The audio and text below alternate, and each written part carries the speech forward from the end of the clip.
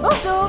Comme tu le sais, cette semaine, nous sommes restés en Chine. C'est donc l'occasion d'approfondir nos connaissances sur cet immense pays d'Asie. La Chine, c'est un pays de savoir et de développement. Elle a toujours été très avancée et est même à l'origine de certaines inventions majeures telles que la boussole, le papier, le billet de banque ou la poudre à canon.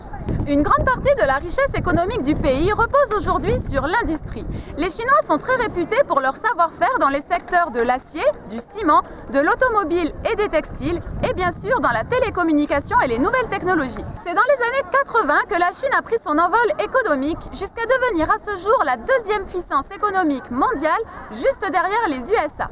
Certains prédisent même que ce pays dépassera les États-Unis d'ici une vingtaine d'années. Mais attention, il convient de relativiser ce succès. La richesse créée par le pays est loin de profiter à tous les habitants. Aujourd'hui, la population reste relativement pauvre. Mais revenons à notre sujet du jour, la cité interdite. Ce palais est situé au cœur de la cité impériale de Pékin. Il a été construit au début du XVe siècle et fait partie aujourd'hui des palais les mieux conservés et les plus anciens de Chine. Allez, sans transition, on envoie les images.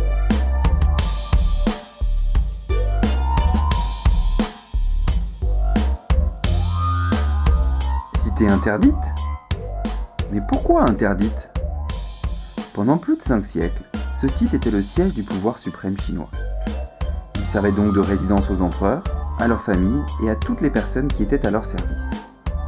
Son accès était strictement interdit au public. D'ailleurs, même l'empereur et son entourage ne sortaient de cette enceinte qu'à de très rares occasions. La cité interdite est selon la légende constituée de 999 salles. Ce nombre n'est pas anodin puisque le chiffre 9 est un symbole de longévité pour les Chinois. En ajoutant ses nombreux jardins paysagers, elle mesure 960 mètres de long et 750 mètres de large.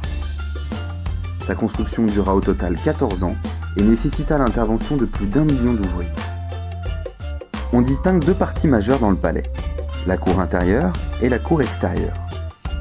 La cour intérieure, située au nord, était la partie privée réservée à la famille et aux activités personnelles de l'empereur. La cour extérieure, quant à elle, était la partie officielle de la cité, l'endroit où avaient lieu les cérémonies et les réceptions officielles. Ouvert au public en 1924, cette cité est devenue un musée appelé le musée du palais. Il renferme des trésors impériaux de la civilisation chinoise ainsi que de nombreuses œuvres d'art. Il reflète les coutumes et les traditions du pays. Ce monument est un des lieux les plus visités en Chine et c'est le véritable symbole de la ville de Pékin. Alors, impressionnant, hein? La prochaine fois, nous nous éloignerons un peu de Pékin. Nous irons découvrir le dernier élément que nous visiterons dans ce pays.